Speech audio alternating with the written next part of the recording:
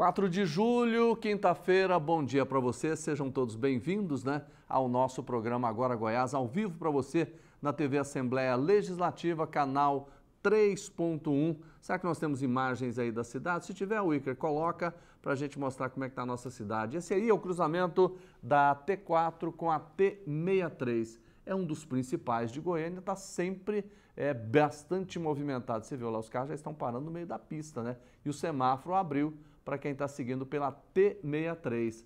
É sempre assim essa movimentação. Praça Cívica, aí você já vê a imagem. O céu está um pouco nublado, hoje amanheceu friozinho, Como sempre está acontecendo nos últimos dias aqui na nossa capital, o inverno aqui de Goiânia é assim.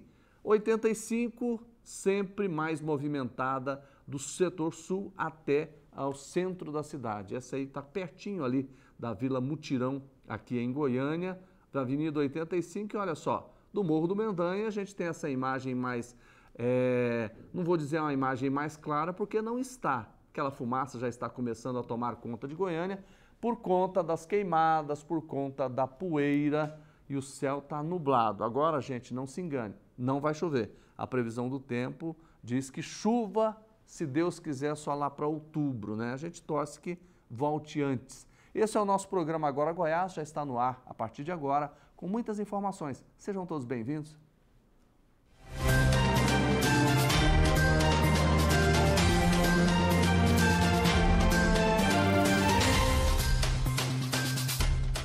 Gente, aqui na Assembleia Legislativa existe um departamento muito bem estruturado, responsável pela segurança. É a Polícia Legislativa. E ontem ocorreu a apresentação do programa de qualidade desse setor. Nós vamos entender como é que tudo isso funciona na reportagem da Maristela Ramos.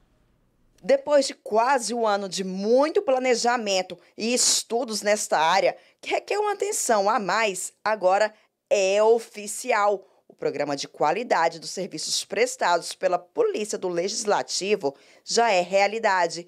E olha, tem ainda mais novidades chegando. A instalação de uma central de polícias aqui do Poder Legislativo. Essa central, ela visa o quê? Melhorar o atendimento ao servidor, ao visitante, ao parlamentar, em toda demanda que ele necessitar da Polícia Legislativa.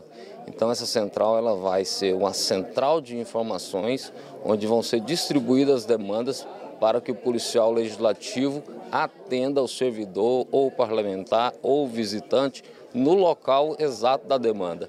Com a proposta de apresentar as diretrizes deste plano e também as principais mudanças direcionadas ao público interno e externo da casa, foi realizada uma solenidade na Alego. Coube à policial legislativa Sávia Diniz detalhar os principais pontos. Está já sendo implantado, é um processo centralizado que busca facilitar o atendimento às pessoas da Assembleia, aos visitantes, aos deputados, ou seja, otimizar a eficiência da casa e também uma central que facilite a tomada das decisões estratégicas, operacionais e táticas. Presente no evento, o deputado Coronel Adailton do Solidariedade destacou a gestão de Bruno Peixoto, que, segundo ele, é um homem visionário, atento à importância da capacitação dos servidores do Legislativo. Além disso, o parlamentar ressaltou que entregou recentemente um ofício ao presidente com o pedido que vai proporcionar ainda mais segurança à casa. Solicitamos ao presidente a aquisição de armamentos não letais, pistolas, taser, pistolas que não são letais, mas que contêm a pessoa no momento necessário, armamento químico para conter tumultos, são granadas de efeito moral, granadas de spray de pimenta também e alguns outros equipamentos que serão necessários para a atuação da Polícia Legislativa. Os cursos que eles vêm fazendo hoje com relação ao aperfeiçoamento individual junto à Secretaria de Segurança Pública, à Agência Brasileira de Inteligência, vamos ter cursos também relacionados com o Exército, Polícia Rodoviária Federal. Então, assim, a gente vem buscando realmente essa qualificação dos nossos policiais.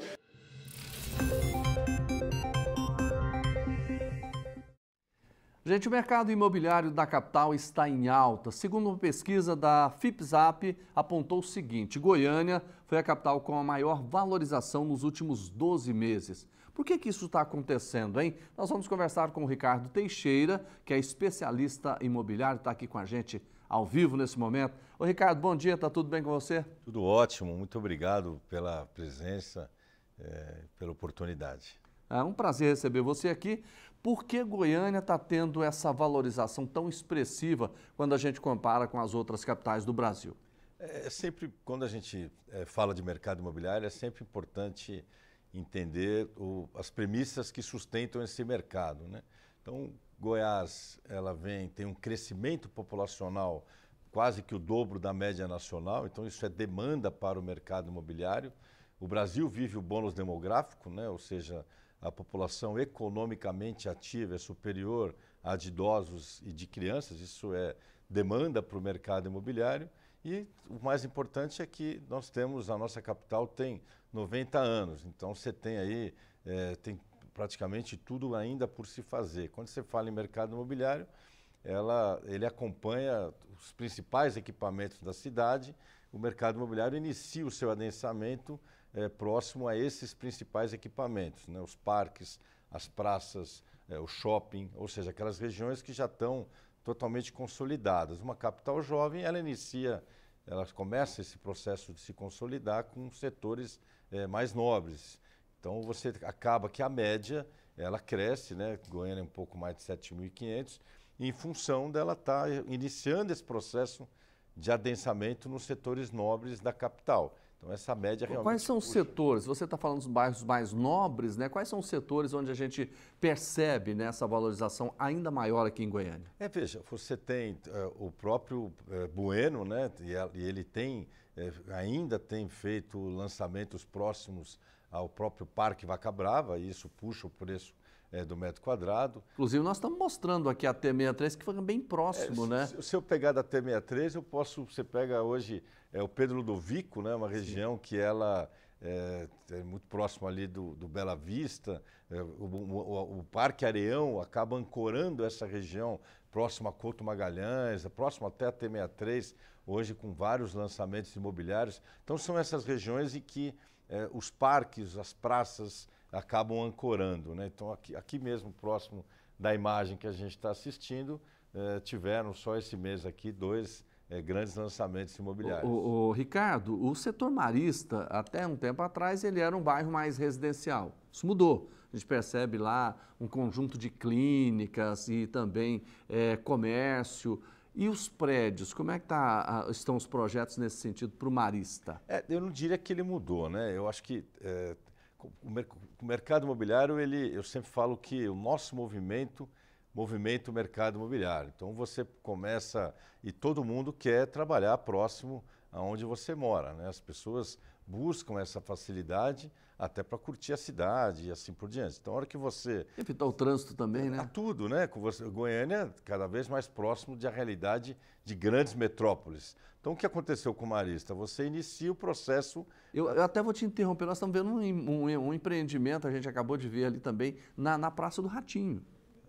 Na Praça do Ratinho. Isso. Você tem ali o WTC, né? Que está sendo entregue agora, que vai ser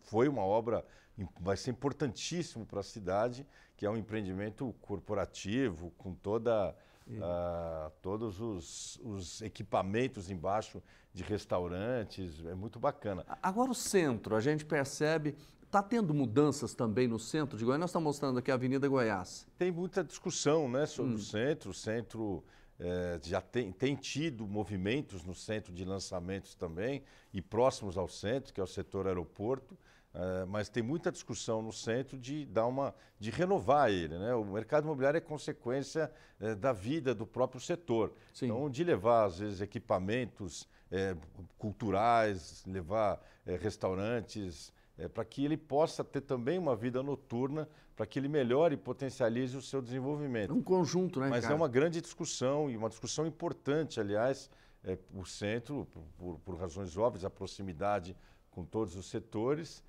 e é muito importante que ele passe por esse processo de adensamento, que é o adensamento que puxa o comércio, que puxa os serviços. E aí, em resposta à sua primeira pergunta do setor marista, é normal que o mercado imobiliário adense pelo residencial e, na medida em que eu tenho um adensamento, eu posso ali, cabe uma torre comercial ou o comércio acaba sobrevivendo em função do adensamento residencial. Ao contrário, nunca acontece, né? Você inicia o adensamento pelo residencial. Então, essa sensação de que o marista ele tem esse mix, isso é muito legal para o setor, é muito importante, que é isso que traz vida, ou seja, onde eu moro, eu posso trabalhar, eu posso conviver e eu faço tudo praticamente a pé, né? Exatamente. A pé não é a nossa realidade pelo calor da nossa capital, mas é quase que isso. Eu queria falar, a gente está falando dos bairros mais nobres, né, Ricardo? Vamos dar uma esticadinha, vamos para outras regiões onde o poder aquisitivo é um pouco menor. Não tem esses equipamentos todos que você disse aí, que facilita a vida da pessoa. Mas vamos pegar a região norte e noroeste de Goiânia. Como é que está o mercado imobiliário lá? Eu ampliaria um pouco essa discussão, né? O mercado imobiliário acabou tendo uma concentração, pela primeira vez, praticamente 70% do que é da oferta que tem no mercado imobiliário hoje está concentrado no alto e no médio padrão. E tem uma razão para isso, né? Que é a renda. Então, o mercado imobiliário, esses setores, eles ainda continuam muito desassistidos, o que é uma grande oportunidade para quem quer empreender, mas tem uma demanda enorme, né? Ou seja, você tem a maior demanda do mercado imobiliário está justamente no mercado econômico e que por muito tempo, por muitos anos, ele tem sido desassistido, mas tem aí uma promessa de uma grande retomada. Então, esses setores, eles iniciaram o processo de adensamento através dos loteamentos, já existe uma demanda latente para o mercado imobiliário, para a verticalização, mas você ainda tem aí uma necessidade do país retomar o seu rendimento, retomar... Tem que ter dinheiro, né, Ricardo? Senão não adianta, né? Tem que ter renda, né? Isso. Ou os programas que ainda estão retomando dos programas sociais.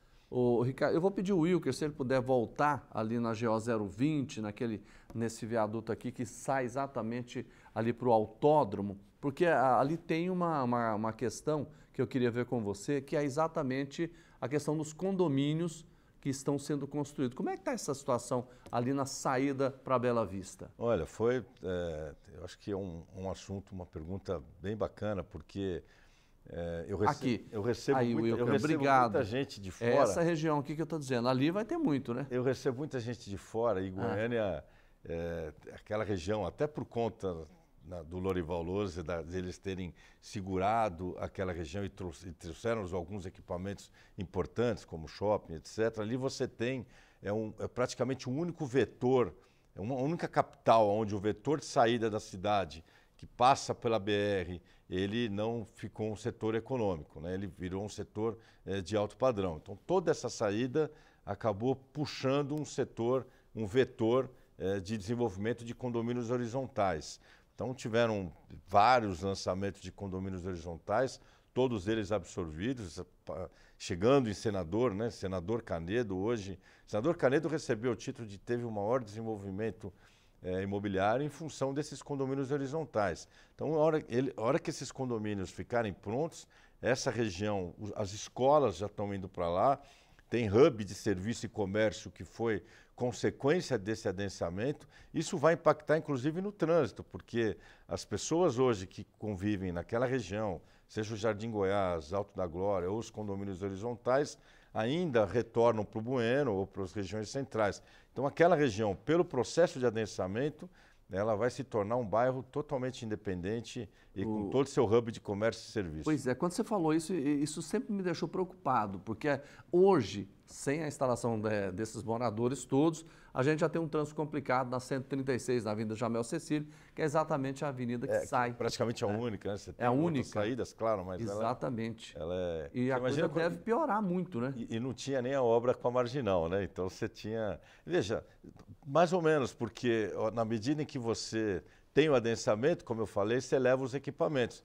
Então, e você tem empreendimentos comerciais sendo lançados lá, justamente para que as pessoas que ali moram possam ficar lá mesmo no seu dia a dia, né? Seja no seu trabalho ou seja, no seu lazer, ou até mesmo na escola dos seus filhos. Agora, é inevitável a questão, eu sei que as pessoas, a gente se incomoda com o trânsito, o mercado imobiliário acaba sendo um pouco de vilão nisso, mas as coisas não são assim, porque nós moramos numa metrópole. As pessoas vão ter que se acostumar um pouco com essa característica. E os nossos filhos, nossos netos, eles também querem morar em regiões próximas, né? Então, é uma característica de qualquer capital ter o trânsito e, consequentemente, a necessidade de ter o adensamento. É muito importante o adensamento, porque ele diminui o custo do poder público e traz os equipamentos importantes para aquele setor. Tá certo.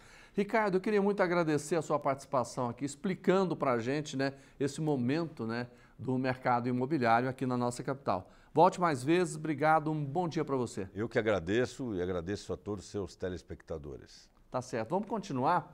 Olha, os parlamentares se reuniram na Comissão de Finanças dessa quarta-feira para a votação da LDO, a Lei de Diretrizes Orçamentárias. O deputado Paulo César Martins, que pediu vistas, devolveu o texto ontem. A reportagem é da Daniela Mello. A proposta da Lei das Diretrizes Orçamentárias, LDO, para 2025 foi tema da reunião da Comissão de Tributação, Finanças e Orçamento da Assembleia Legislativa nesta quarta-feira. O projeto aguardava a devolução do pedido de vista, realizado pelo deputado Paulo César Martins na terça-feira. O parlamentar devolveu sem nenhuma objeção. Nenhuma emenda a fazer, vou devolver o projeto. E espero que a gente possa reunir e definir a posição que é importante do orçamento da nossa casa, da nossa sobrevivência e de um momento que possa, inclusive, até dar condição para o funcionamento da casa e o trabalho dos deputados. Segundo o projeto, saúde, educação e segurança pública estão entre as áreas prioritárias para a destinação de recursos da administração pública estadual em 2025. O relator do projeto, o deputado Coronel Adailton, destacou que será de grande benefício para o povo goiano. Um projeto de lei que visa beneficiar o povo goiano, foi trabalhado a várias mãos, um conjunto de conversas, um conjunto de orientações e sugestões de todos os órgãos aos quais pertence o governo do estado e que precisam atuar atendendo à lei de diretrizes orçamentárias. Debatemos muito e chegamos ao consenso, um texto que agradou a todos no sentido de levar mais qualidade de vida ao povo goiano.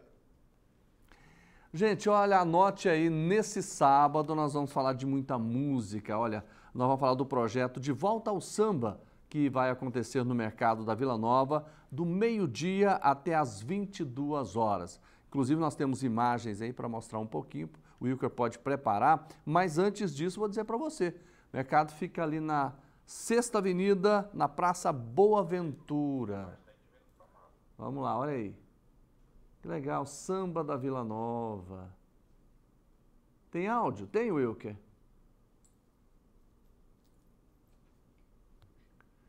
Enquanto ele vai mostrando, a gente vai falando. Gente, a ideia é homenagear a tradição do samba com muita alegria. A entrada é de graça. Olha, você pode ir lá. Na programação vai ter o seguinte.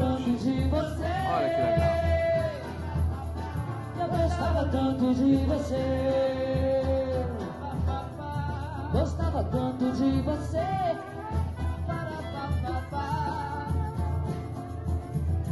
Não sei por que você se foi. A saudade que eu senti. Não vou viver aquele adeus.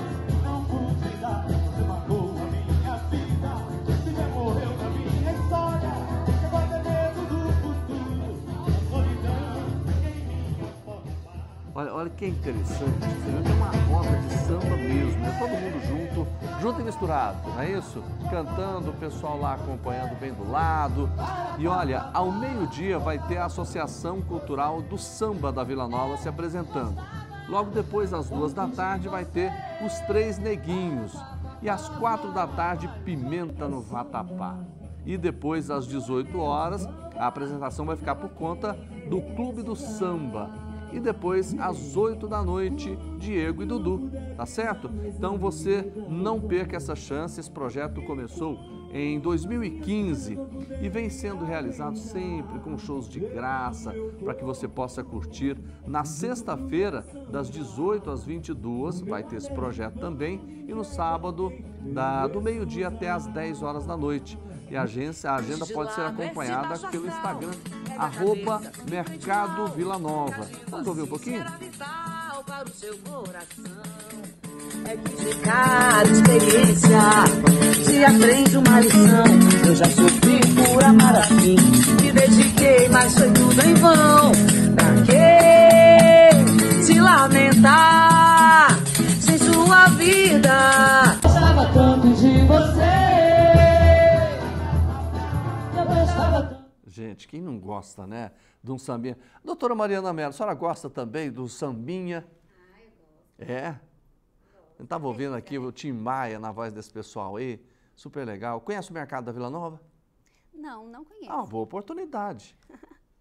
A doutora Mariana Mello é a nossa ginecologista aqui da Assembleia Legislativa. Toda quinta-feira ela está aqui para falar de vários assuntos. A gente aproveitou para falar dela de um samba também, que samba faz bem para a saúde, né, doutora? Ah, toda atividade física é válida, É. né? E sambar ajuda. Tá certo. Vamos falar de que hoje? Nós vamos falar... Aliás, nós vamos falar de menopausa, não é isso? Isso. Eu sempre acompanho a minha sogra, por exemplo, às vezes a pessoa fala, nossa, mas eu estou sentindo um calor enorme. Tem a ver? Tem tudo a ver, né? Esse calor da menopausa, que a gente chama de fogacho, é o principal sintoma relacionado à menopausa, né? Quando a gente pensa em menopausa, a gente pensa em mulher com onda de calor. Já começa ali. Então, é o sintoma mais comum, mas não é o primeiro sintoma, né? Só 30% das mulheres vão começar esse quadro com onda de calor. Primeiro, geralmente, começa uma irregularidade menstrual. Então, aquela mulher que estava menstruando bonitinho todo mês, de repente o ciclo encurta, fica curto demais, aumenta o sangramento, às vezes fica irregular, e aí depois aparece a onda de calor. Mas é muito comum essa dúvida, porque nós vivemos numa cidade quente, né? Goiânia é uma cidade quente, ainda mais setembro, né? Que a gente fica naquele calor insuportável. E aí gera essa dúvida, doutora, eu tô com tanto calor, será que é um calor ali da menopausa? Paciente às vezes com uns 40 anos.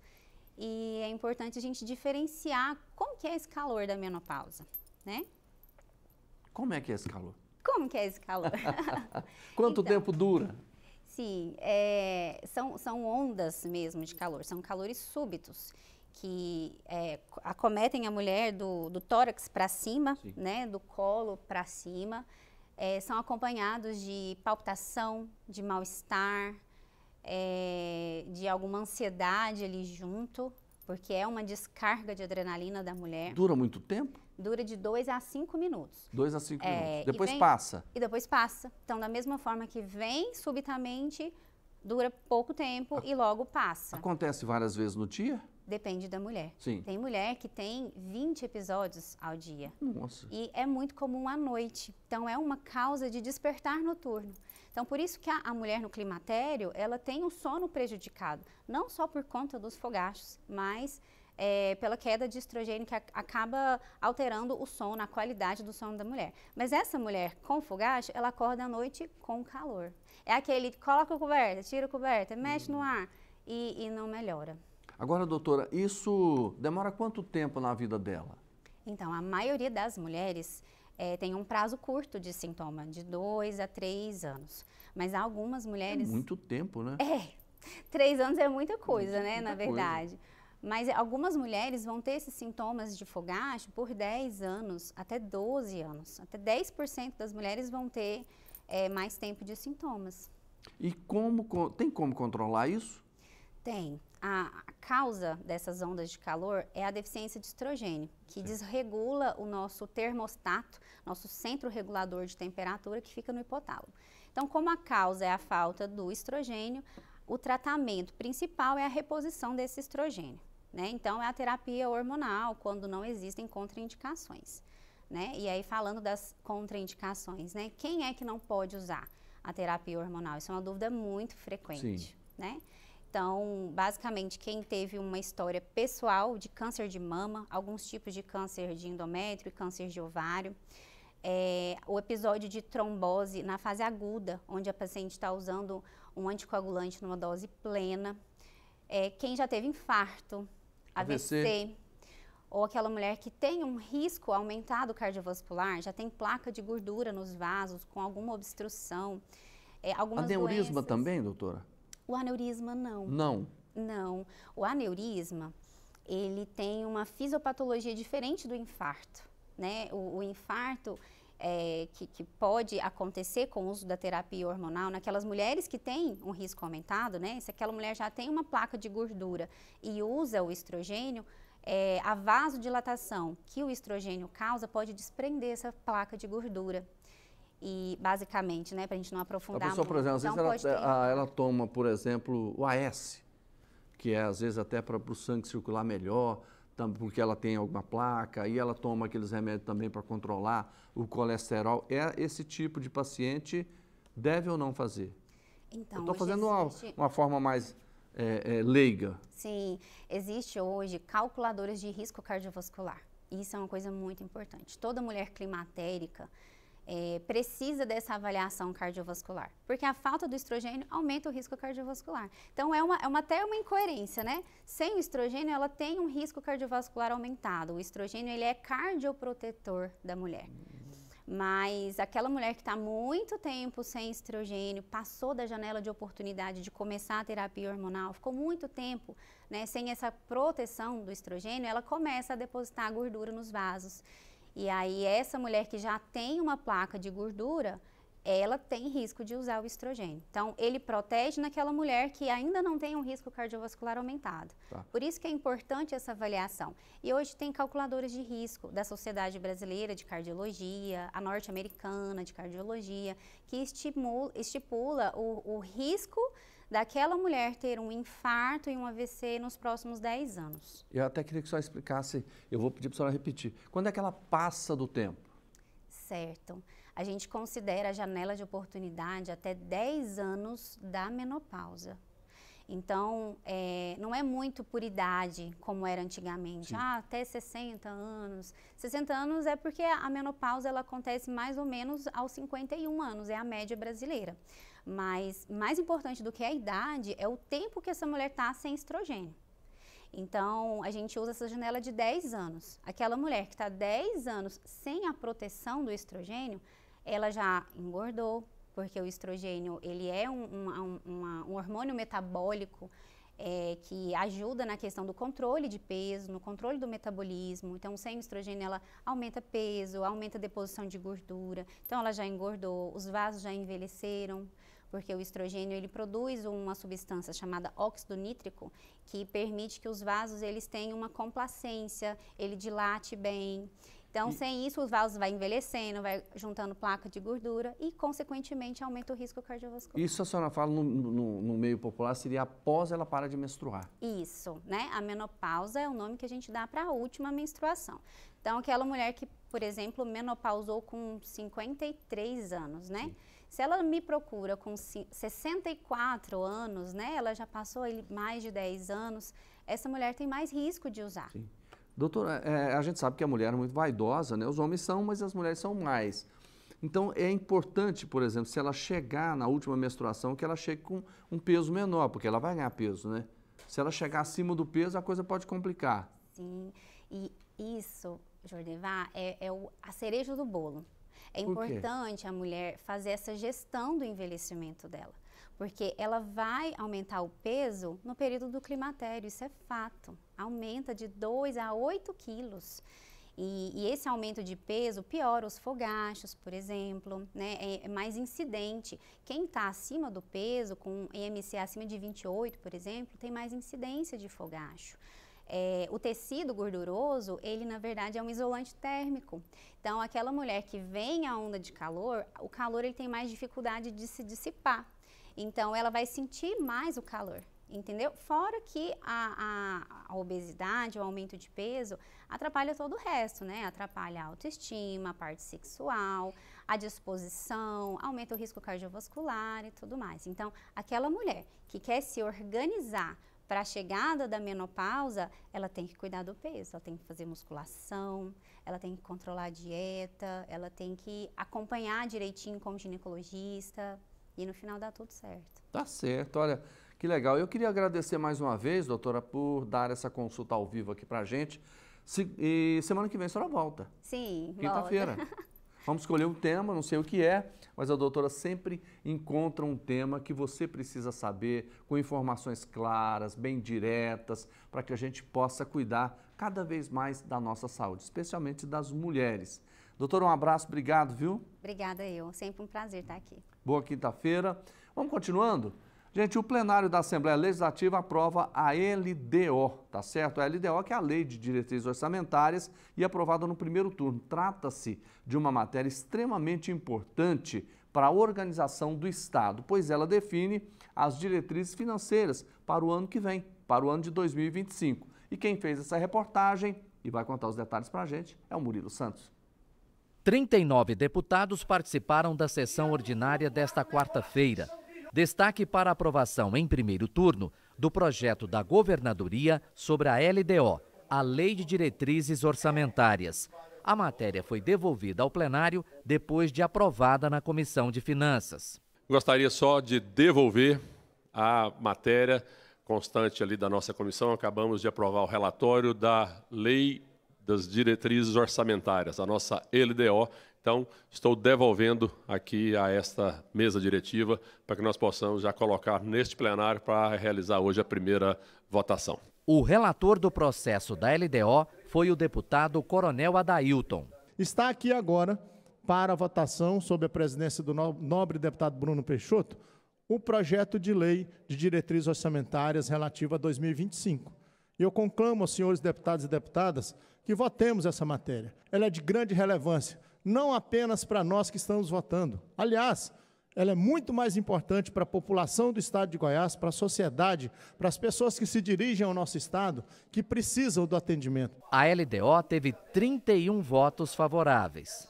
Ainda na sessão ordinária, o deputado Cairo Salim subiu à tribuna para contestar decisão do STF, o Supremo Tribunal Federal, sobre liberação de porte de maconha.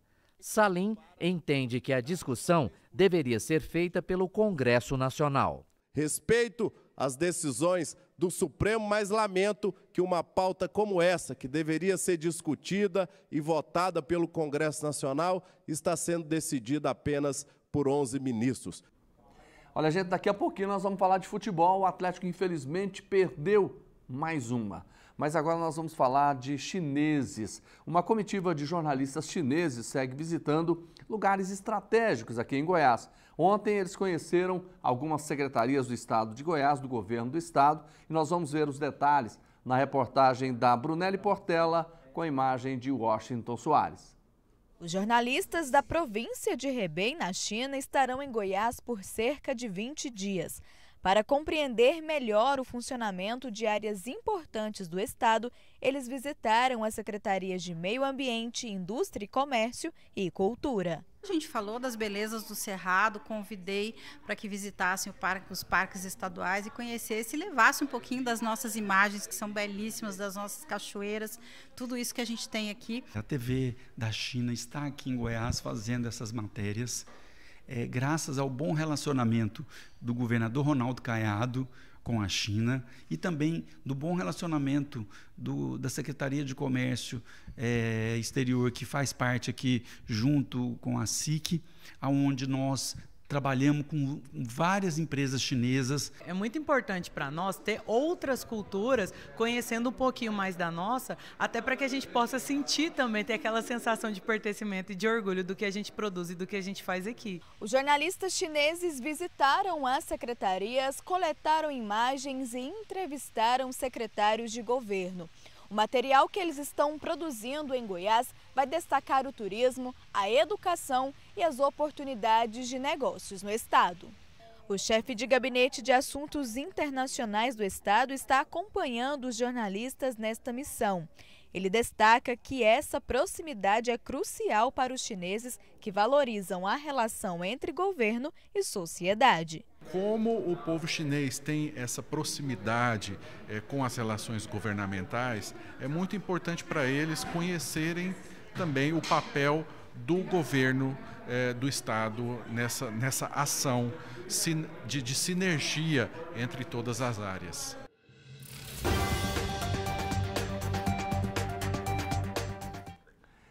Gente, olha, vamos falar de esportes, a notícia não é boa não, né? Mas a gente tá meio que acostumado, né? Porque o Atlético, assim, joga e perde, né? E perdeu mais uma. Lucas Nogueira, bom dia para você. Bom dia, Jordevar, bom dia aos amigos ligados. E olha, foi o pior jogo do Atlético neste Campeonato Brasileiro. É mesmo? Por quê? O que aconteceu? Não jogou, entrou em campo. Entrou em campo, assinou a súmula e pronto. Pronto, apenas isso. Foi lá para tirar foto, cantar o hino nacional antes da bola rolar, dormir em hotel bom, comida boa, balanceada, rica em fibras e proteínas, mas jogar a bola, que é o serviço dos meninos, eles não conseguiram. Foi contra quem? Foi contra o Bragantino, lá no estádio Nabi Abichedi, em Bragança Paulista. Como é que ficou o jogo? 3-1 para o Bragantino, fora os ameaços. 3-1, rapaz, olha só. Eu vou até abrir aqui a minha contabilidade esportiva, né? Porque a gente sempre faz isso aqui no nosso programa, para dizer o seguinte: como é que está a classificação do Atlético nesse momento? O Atlético já atingiu a 14ª rodada, 14 jogos, continua na zona de rebaixamento na 17ª posição. Só que ele pode perder essa... Pro Corinthians, né? É. O Corinthians que joga hoje com Vitória. Em casa. Em casa. Mas o Corinthians também, pelo amor de Deus, tá O Vitória também.